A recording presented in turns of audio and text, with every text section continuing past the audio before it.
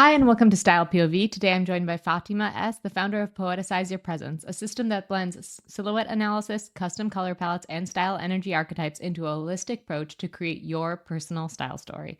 Fatima brings a richly layered perspective to the world of style. An Oxford-educated journalist, she spent over a decade interviewing cultural icons from Beyoncé to Nina Simone to Matthew McConaughey, and she previously worked with Vogue. As a published author and brand storyteller, she's also helped leading brands refine their voices and narrative. Observing how public figures construct their aesthetic and communicate identity through visual storytelling has deeply influenced her work, shaping Poeticize Your Presence into a system that bridges psychology, aesthetics, and narrative craft. Having grown up as the only child of color in a rural English village, Fatima developed a deep curiosity about identity and aesthetics and believes that individuality and differences are beautiful threads in one's personal narrative. Her approach isn't about boxing people into rigid categories, but about seeing each client as a muse and helping them tell their own story through clothing, creating wardrobes that feel intelligent, authentic, and joyful. So, without further ado, let's dig into it. Fatima, I'm so excited to have you on the Style POV podcast. Thank you so much for coming on. And I'm so excited to dive deep into Poeticize Your Presence. I think it's a wonderful system that you've created. Would you mind giving us like an overview of your system and how you view like the client as a muse? Sure. So Poeticize Your Presence, it's born of like decades-long interest in style and fashion, but also like it came together really quickly. I've only had my system up and running for a matter of months. And it involves three intersecting layers. So there's silhouette ID, or what I call silhouette ID, which is about body geometry, it's about your bone structure, sort of like the physical reality of your face and body. And then there's color analysis. I've sort of built on more traditional systems like the 12-season system and sort of made it more nuanced. So a person in my system can be a blend. Their home season might be summer, but they could be a blend of two different kinds of summers, for example. And then the third layer is style energy archetypes, which are based on the Jungian archetypes. So that really obviously takes into account your personality, how you move, what you believe in, what you're about, because I think that's sort of like a crucial part of how we dress, why we dress, how we present ourselves to the world. So that is what I call the style energy archetype, and there are 12 archetypes based on Jungian archetypes. With each client, I see the client while I'm working with them as my muse, because the person obviously sort of books their consultation with me, they send me bunch of pictures. There's a lot of trust involved with that. It's quite a vulnerable thing to do. They fill in a detailed intake form, and then for the sort of week or so it takes me to put together their analysis, it's like they're a part of my life, Yeah. And my background is in writing. I'm a journalist. I've written books. So it's kind of a similar feeling to when I'm trying to get an article just right or finish a book, where there might be a time when I'm thinking, this just isn't quite there yet. It's not quite coming together. And that's how it feels with the client. Sometimes, some people are easier to place than others. Sometimes it's like, yeah, she's a spring, but I'm not sure which spring, and I have to like sleep on it and get up the next morning. It's like, and you get that light bulb moment. It's like, got it. Mm-hmm. And then Well, you send their report out to them, and I mean, technically you might never hear from them again. So it's like you're sort of super involved in this path, yeah. and then you let it go. Luckily people are usually very responsive, like, oh my God, thank you, I feel so seen. But it's a very interesting way of working. Absolutely. And it's a vulnerable thing on both sides. Like you're really digging and trying to develop their character and figure out who they are and their most like kind of authentic self. And I love that you use that storytelling aspect of it, because I also love to write. I write a lot, and it's like building a character. And sometimes like you're 3 chapters in and you're like, this character is almost there, but there's Yeah. something missing. They need this like extra spice, or they need this inciting incident, or they need to have this backstory that I'm not seeing. So it sounds like you really use storytelling or creating this authentic character that matches the energy of your clients while you Yeah. do it. Do you want to talk a little bit how you use storytelling in that way?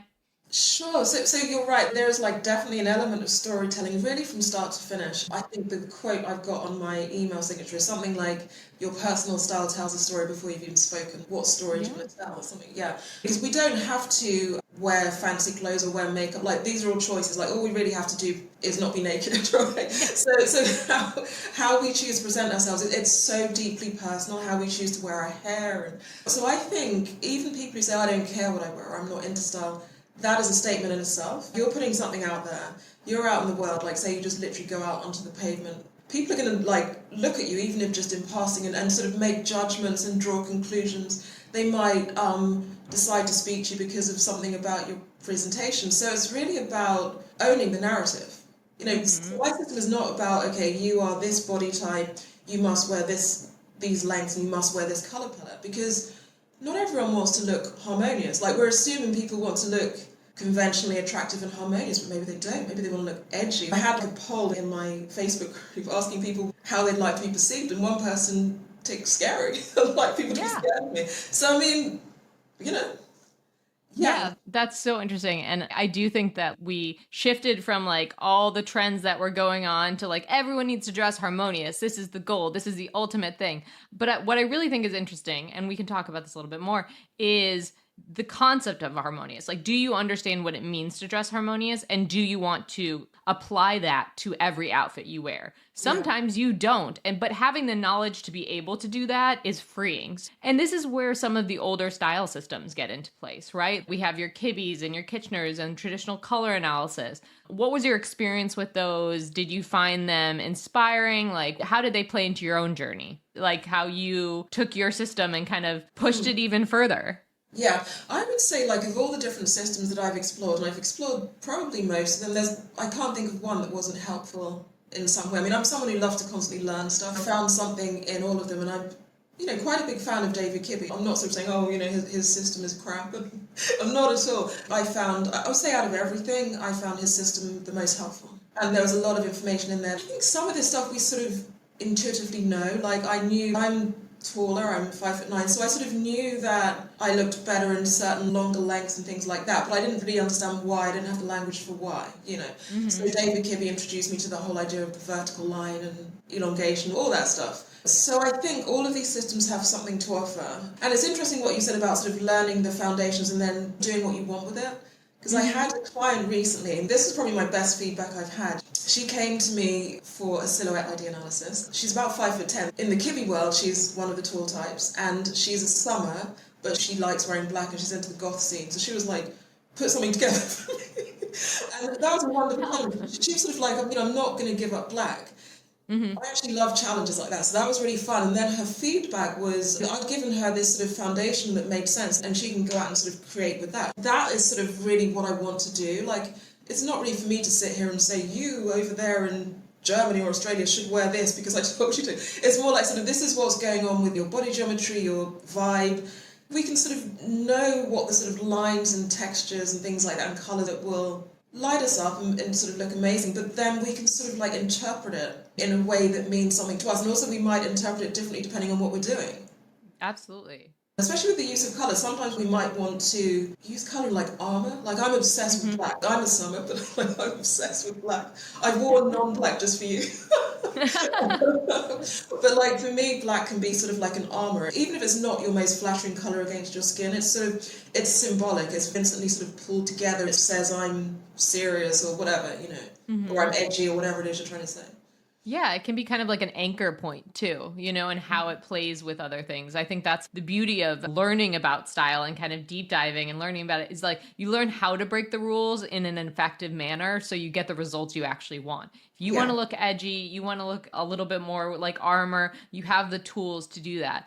But I want to go circle back really quickly to the storytelling concept because I was thinking about this just now and it popped into my head. When you write, there's like a big thing about showing and not telling. And I think that style does that so well. Like, as a writer, you don't want to be like, the world is dark and dreary. You want to show them by describing the landscape and not having a character be like, it's very cold out tonight and the moon is dark, you know, like you want to paint the picture. And I think that's what style does so well. And there's all these little details you can weave into the storytelling of your style that allows someone to look at you and it's showing them who you are, right? Whether it's like a little vintage earring or a cascading ruffle sticking out from underneath a skirt, you know, that gives it a little more elongated or celestial vibe coming through. What do you think about that? Like, how does your system really customize it to your clients? Like, how do they break out of the boxes? I love how you've put that, actually. Because I suppose the way I see it, when I'm doing an analysis for someone, so if I sort of focus maybe on the silhouette idea and how that works, the basics are probably I think like page 2 of the report, like the report is massive, it's like 40 pages or something. So about page 2 of the report, they're going to get the breakdown of which silhouette IDs are in their blend. So in my system, you can be celestial, sleek, stately, luxuriant, delicate, fresh, timeless. Of course, timeless. I had little notes. So. Thank you. You can be any of these silhouette IDs, but pretty much everyone is a blend. So most people have at least 2. If you look back at Kibbe, he obviously has types like soft dramatic, which is dramatic and romantic. So he has some blends of 2 different types. But in mine, often people are 3 different types. That's the first stage, is like sort of telling the person, figuring that out, like this percentage of this and this percentage of that. With that done, then we sort of get deeper and deeper into it. So that's like step 1. And then what do we do with this information? Because someone could, for example, have a high percentage of timeless in my system, which is someone who's got a lot of symmetry and is very balanced and overall quite moderate. They may have that, but their personality or even just sort of what they're aiming for with their aesthetic, that may be too boring for them. If I just gave them generic recommendations based on them having a lot of symmetry, this is when we sort of dive deeper and they fill in a detailed intake form, so I have an idea of what they're going for. Quite a lot of people have the other elements done as well, like the colour and the archetype. So then that gives me a lot more to work with. And then we build something that's just about them, not just about, you're this type of my system, so this is what you should wear, and you're timeless, so get the blazer and pencils cut out. And I had one client who, before she booked, she said to me, please don't let me be timeless, because her whole style is like edgy, she's gender fluid, she's like, please do not give me something that looks like Kate Middleton. I analysed her and she was predominantly timeless, but but that didn't mean that she had to wear blazers at all. So it's really about building that story for that person. Then there's like a Pinterest board that each person gets, which is sort of like a mood board, which is just sort of showing ideas, colours, textures, celebrity inspo. There's so much nuance to it. I love that. Can you talk a little bit about like what you would do with someone who was like, don't give me time? Because it's hard when clients come in and they're like, I'm fine with anything except bright winter. And you're like, oh no. Or whatever. In my experience, you have to hold their hands and walk them through it and figure out, how do you take this base information and customize it. And I love that your system does that so well. You really build their story. You really help them build their character so that the whole narrative is complete and we feel like this person is showing up to the world how they want it to be. So can you talk about like what you would give to someone who's like, I am, gender fluid and quirky and I love all these interesting elements, and you give me timeless. Like, how do you blend those two together? Where the nuance that you provide? That particular client was one of my favourite clients because it was a challenge, because especially when she did turn out, she had a lot of symmetry, which, these are traits that are sort of prized by a lot of people. So, people were like, no. So I made sure to really respect her preferences, but at the same time, be honest. I couldn't go and say to her, you're asymmetrical and whatever. But we looked at it as that's the sort of foundational part, but what she does with it is sort of up to her. So being very symmetrical and moderate in my system, it doesn't mean you have to be shut into this idea of you can only wear very moderate, understated clothing. Like with her, we looked at it as sort of this base that meant she could sort of really veer in a lot of different directions because she had that balance. So she could play up this bit or that bit. And there's also a concept I have in my system called aesthetic bandwidth, which is about how much sort of detail and boldness and attitude a person can take based on their sort of face and energy. And hers was high, like her aesthetic bandwidth was high, even though she was predominantly timeless. So she could really go in with all kinds of quirky details and things like that. So it worked out, yeah.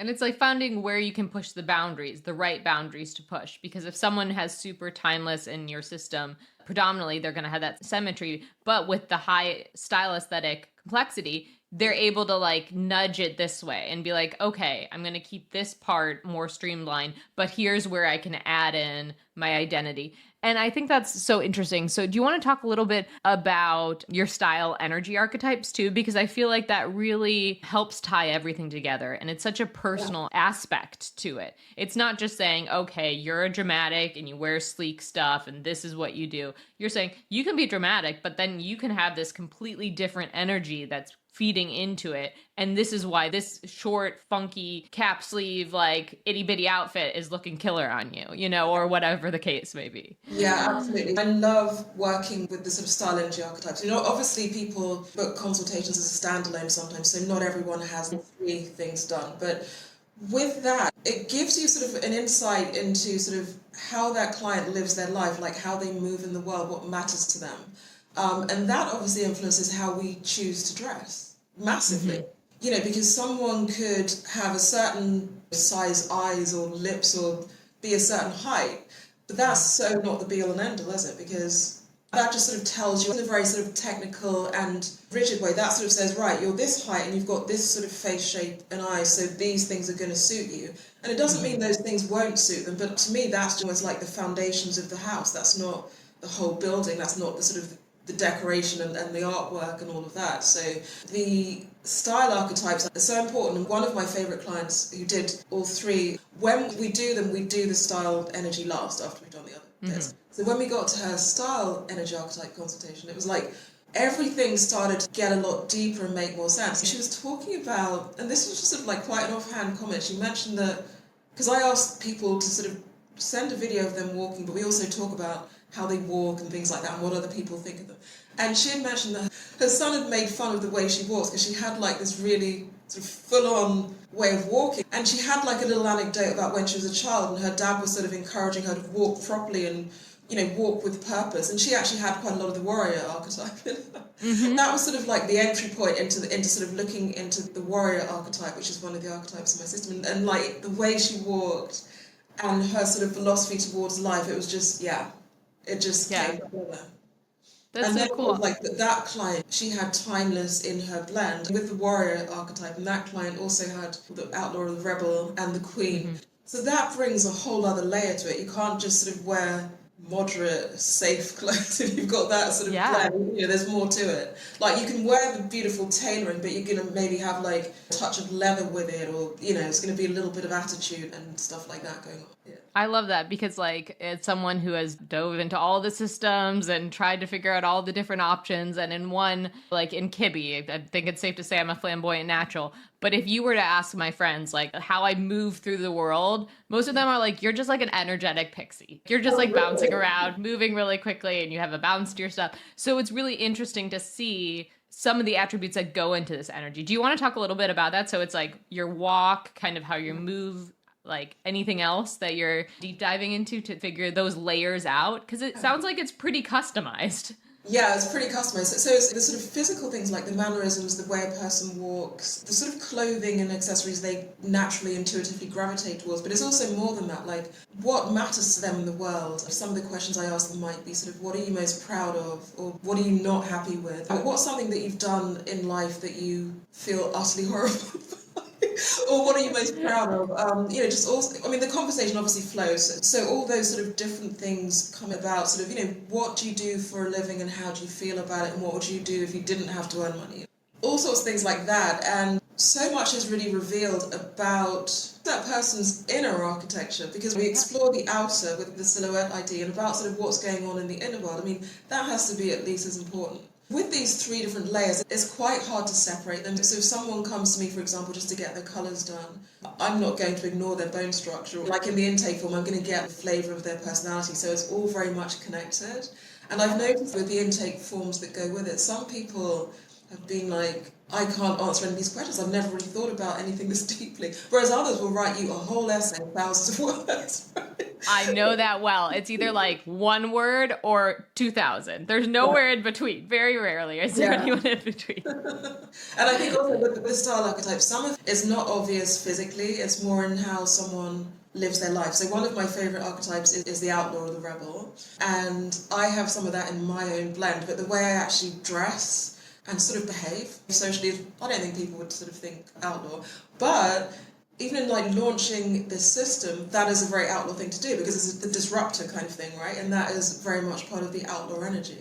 I love that because it's like it's an undercurrent. It's not like, oh, you're outlaw, so now you need to wear leather and heavy things. Right. It's like, no, this is an undercurrent. This is part of your personality. And there's little touches, like back to the storytelling aspect of show, not tell. Like, how could we give you a little touch so that like, and it could be so subtle. It could be like, I'm spitballing here, so tell me if this is wrong, but like some chunky ring that's unexpected or a little sharp or something, where, you know, like you're in a board meeting and then they just write like, and then there was this really strong ring, or the ring hit the table, and you're like, all of a sudden there's a focus point there where you're like, oh, okay, you break the rules a little bit. It's just this nod that tells so much about the person with one small detail. And I think that's where some systems go a little too heavy-handed. They're like, if you're classic, you need to wear a button up and a pencil skirt and keep everything in moderate lengths. It's like, that's such a 101 version of what it means. And what I love about your style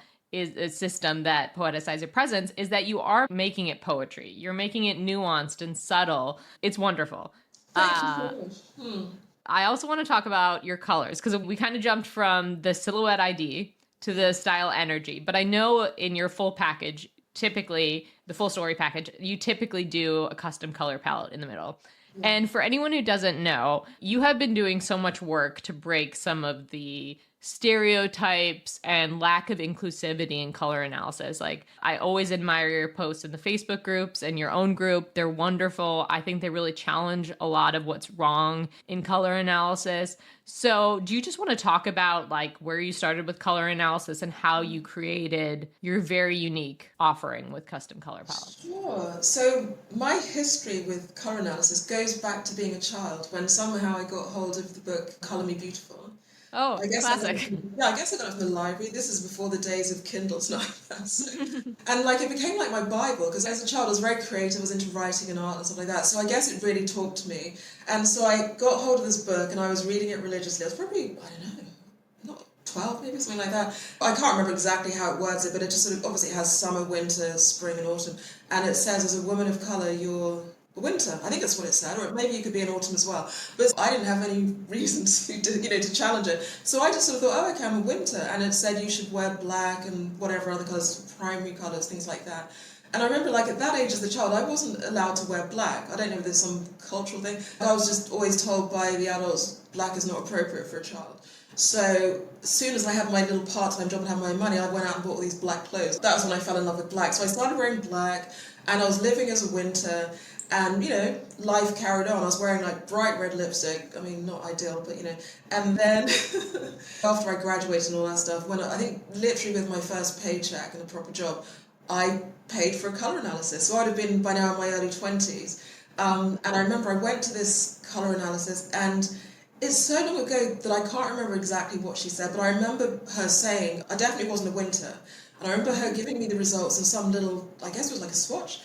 And I remember thinking, well, this was a load of crap. Because I was so convinced I was a winter. But after that, I remember I started buying, because I'm pretty sure she actually said it was a summer, because even though I thought this is a load of crap, I started buying these colours that she'd recommended. Like, I remember I had this heathered, sort of muted purple coat that I bought, which was exactly what she told me to wear in terms of colour.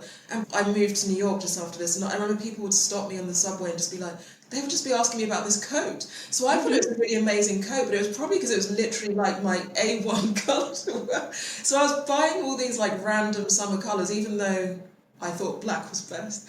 And so I was wearing summer colours, and then life went on. And then it wasn't until about 5 years ago, I was at a family event. I remember I was holding hands with one of my brothers, and I remember just like looking at our hands, I guess, and his hand just seemed sort of like glowing and bronze, and mine just looked grayed out. I was like, why does my hand look like his? And so something just sort of went bing, you're a soft summer. So maybe that woman had told me I was a soft summer all those years ago, because then that's when I just sort of jumped into all this Facebook stuff. Like, literally, I woke up one morning and thought, because I was going to go and get a checkup to see if I was anemic. Like, that's how annoyed I was.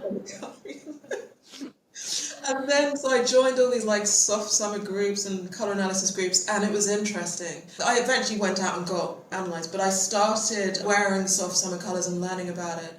And the responses I got in the group were so polarised, because there aren't many women of colour or people of colour in those groups, and there were even less than sort of 4 or 5 years ago. Some women in the groups would be like, oh, I love your post so much, it's so lovely to see a woman of colour who's a summer. But some people would just be like, you're just delusional, you're just embarrassing yourself. Like, it was like really, really full on. There was a lot of gatekeeping. And that, I guess that sort of drove me to go and get analysed by professionals. I went and got draped in person. I wasn't surprised by the result. I mean, I guess some of the group members would be, but I was told it was a soft summer. And then I was sort of back in the groups, like, oh, I've been confirmed as a soft summer. People were literally like inboxing me saying, you're not a summer. People like really weirdly invested, and I ended up getting another colour analysis, this time online and virtual one, soft summer. So I was thinking like somewhat rare for people of colour to be draped as summers, but clearly, I mean, and then I even had a third one, soft summer. So I was like, okay, I mean, case closed. I don't even think we have the data to say that. No one has compiled enough data in any one system to say this is rare or this isn't. And I mean, I know the way we look at it, Sired is like, you have to drape the person. Like, you can't just guess your way to the season. You can take clues for what they're wearing and be like, oh, okay. But it's that comparison that makes things really light up. You can be like, they look good in that color. But then you put a better color on it and you're like, wow.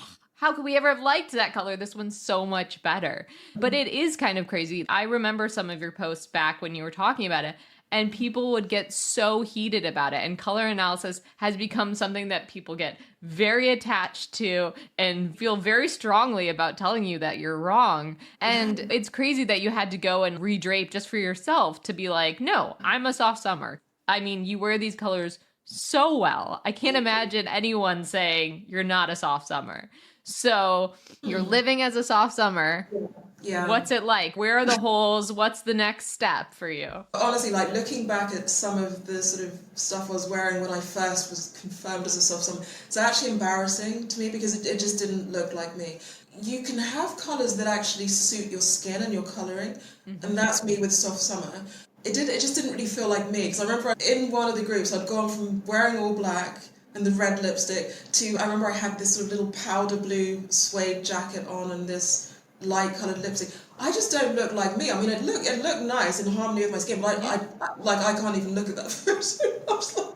I had that same experience where I had some bright spring colors and I had put on like a pink that was bright spring, and I'd just be like, who is that person? Like, it's just not me, which is why I think you're taking it a step further and customizing things. That's so important, because it's more than just the colors.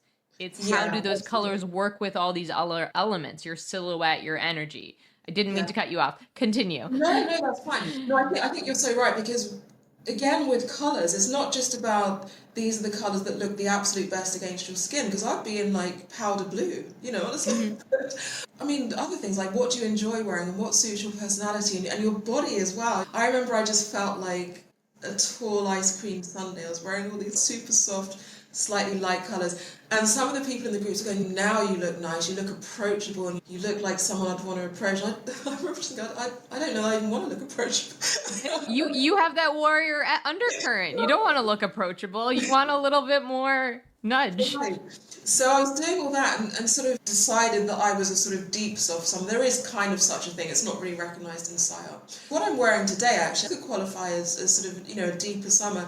And that was a point where I felt like myself, and I think that's really important. I felt like I was cosplaying at sort of God knows what in the standard soft summer colours. So I started thinking there's more to this. There's more to our use of colour. And sort of in these groups, I used to attract what I call, and in my own, I have like my own colour analysis group on Facebook, I used to attract what I call the lipstick police, because one of my sort of signature things, like I wear a brightish lipstick, and I get all these people just sort of saying, oh, I would like to see you without that lipstick, or I see the lipstick before I see you. Oh, I have such a bone to pick with the people who say, I see the lipstick or the color before you. We're not used to color as a society. Everyone uses that term wrong. The amount of times I'm like, I noticed that color before you. I'm like, what do you actually mean by that? Yeah, it's interesting, isn't it? The sort of slight outrage that people have. Yeah, they really get spicy about it. My goodness. All of that was going on, and I was sort of just getting on with my life. I was like slipping back into wearing black, but with what I would call a summer lipstick. It's not everyone's idea. Then I started thinking about the concept of a dark summer. I mean, that exists in some systems, like House of Colour has a dark summer. But I found with their dark summer and a few others, the colours were darker, but they were also quite saturated, because I had to accept I'm not a very saturated. I can handle depth personally, but I can't handle bright colours. And so I thought, what's missing here, what I'm not seeing anywhere, is a palette that's deep, the depth and the sort of richness, but it's still very muted. Like, I'm not really seeing that here, and that's sort of where this concept of midnight summer, which is in my system as well. So I'm like part midnight summer, which is these beautiful, dark, moody colours that, they're just as muted as standard soft summer colours, but they have more depth. Standard soft summer can go somewhat deep. But you're taking the frameworks of these color palettes and saying, how do we find your little pocket in this, and how can we push this boundaries? Because seasonal color analysis is basically supposed to be a rough outline of where you can push. It's not meant to be like the rule book, the rigid, like, these are the only 30 colors you can wear. If you wear 31, you're not in palette, And what I love about your system is this idea of blends as well. So do you want to talk a little bit about that? Like how you created these blends?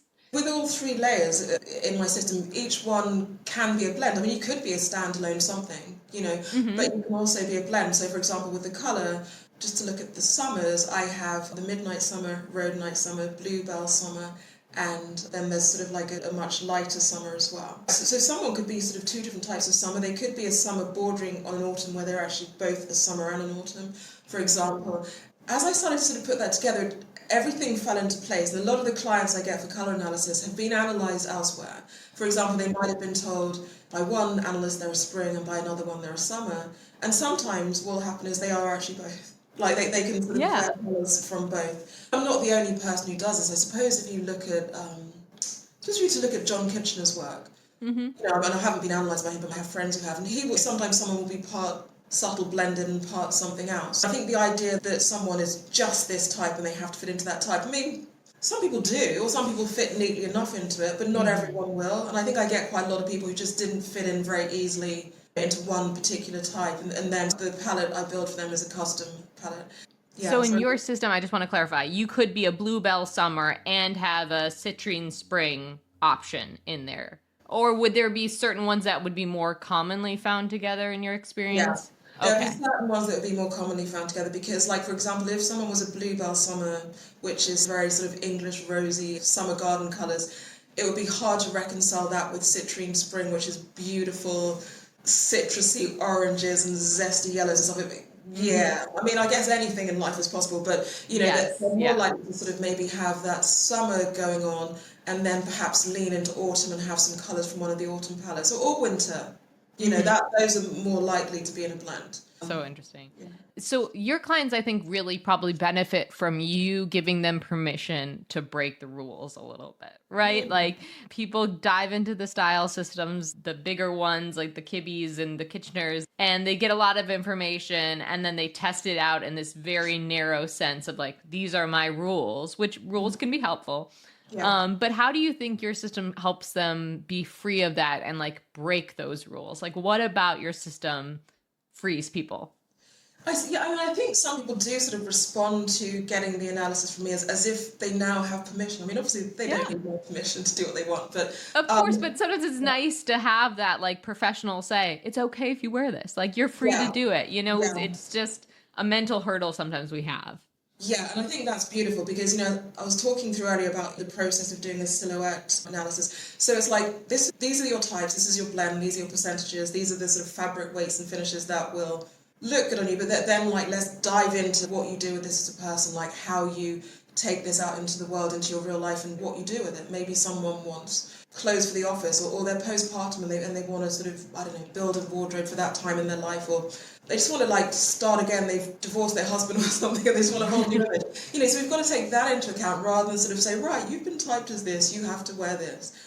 And then if you don't, getting the sort of fashion police saying, oh, but that's not honouring your vertical, that's not doing this or that. So it's kind of like saying, this is what the foundation is. I don't want to use the word rules. This is sort of what the foundation is. But, like, there are so many ways you can work with that, and so many ways you can apply your own personality, your own needs. Because if you're someone who has high celestial, which is one of my favourite types, you look good in kind of quite wispy fabrics and sort of long, narrow drape, but say you've got a toddler that you're sort of running around after, you could, like, trip over and fall, and you're not going to want to, like, keep having everything dry clean, so we have to sort of look at the real life as well.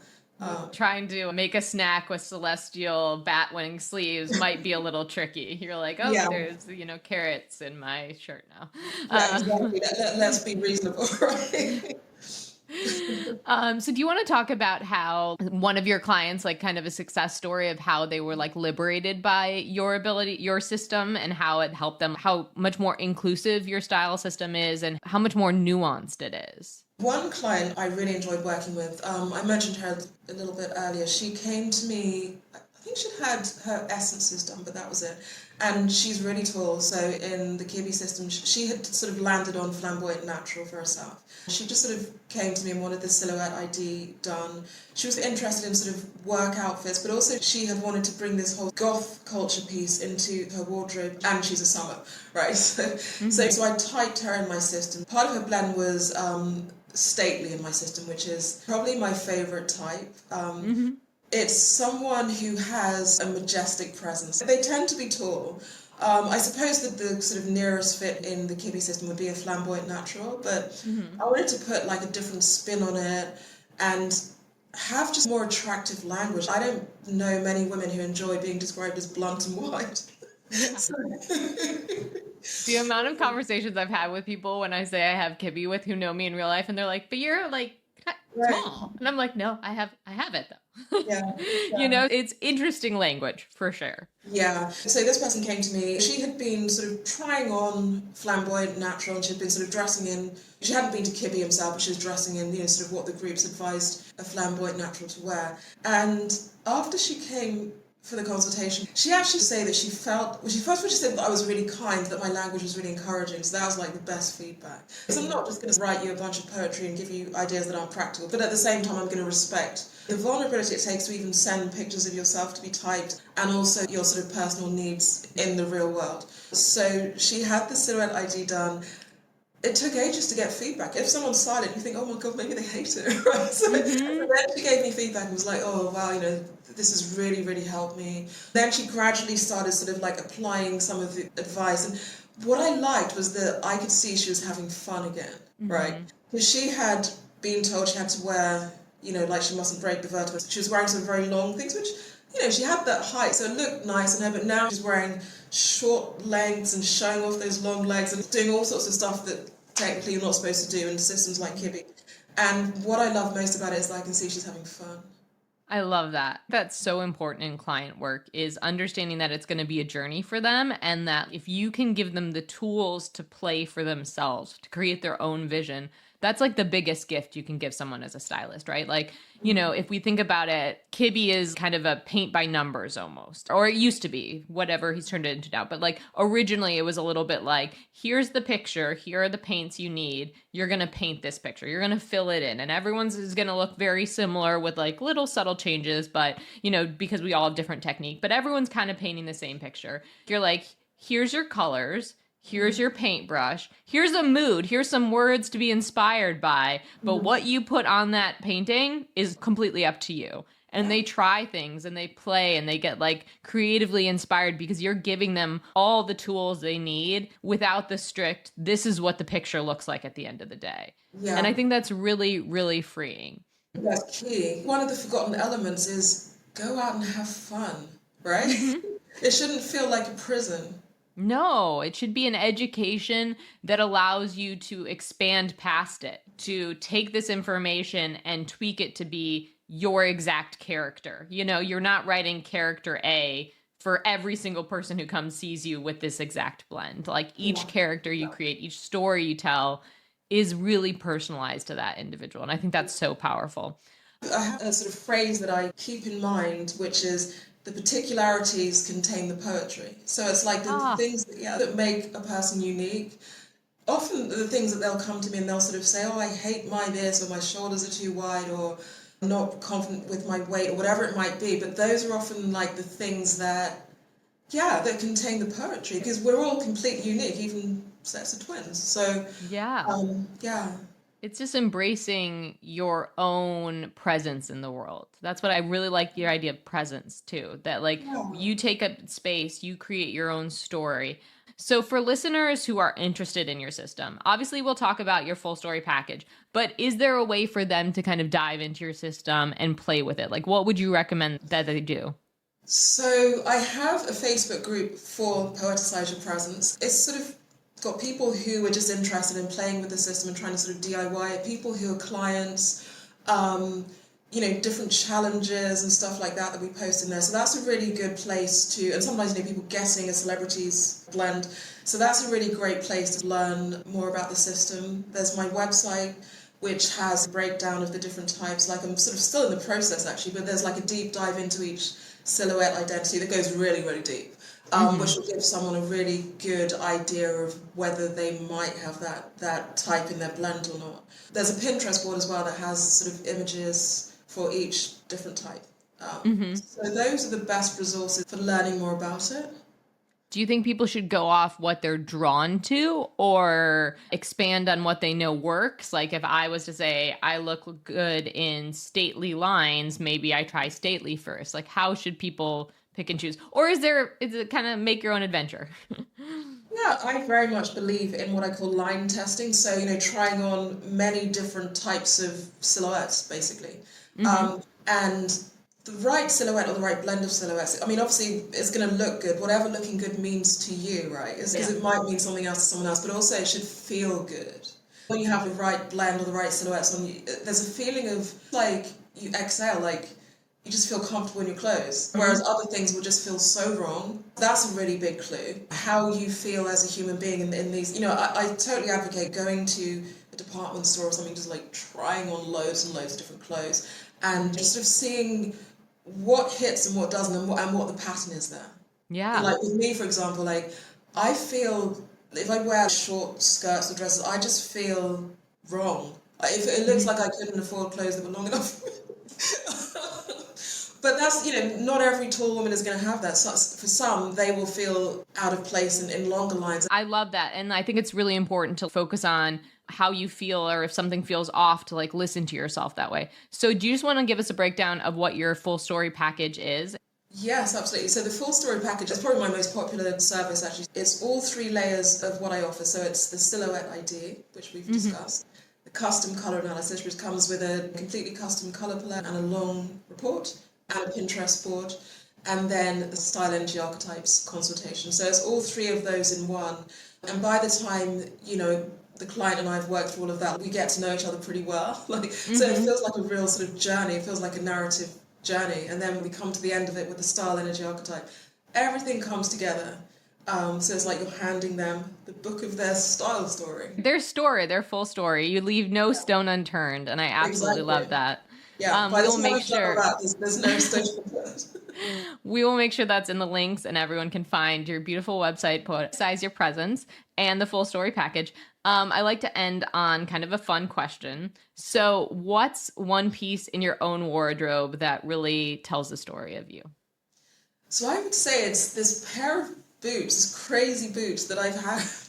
I must have had them for more than 10 years, actually. They're like these thigh-length boots. They're suede and with this sort of shilling along the side. Every time I wear them, someone's like, people react really strangely to these boots.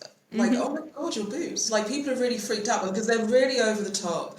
But they're also, I suppose in terms of my silhouette ID blend, I have sleek, celestial and timeless. They're very long and they're very sleek, but there's also the element of the unexpected in them.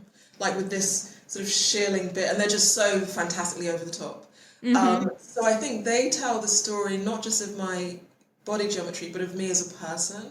Because mood, that energy. In my archetypes, I have some of the outlaw in there. I also have a little bit of jester. Okay. I love it. Yeah. So the jester is just going to do their own thing, and just, like they're going to be like, they might be quite conservatively dressed, and then they've got some kind of crazy footwear, or they've just got something going on that's unexpected. That is the perfect answer. I love it. You'll have to show us all these boots because now we're all curious. I just want to say it was so wonderful to talk to you. I think what you're doing with your style system is beautiful. You've broken a lot of the closed-mindedness in the color analysis space. And so thank you so much for coming on. It's been a joy to talk to you. Thank you so much for having me. I really enjoyed our conversation. Okay, until next time.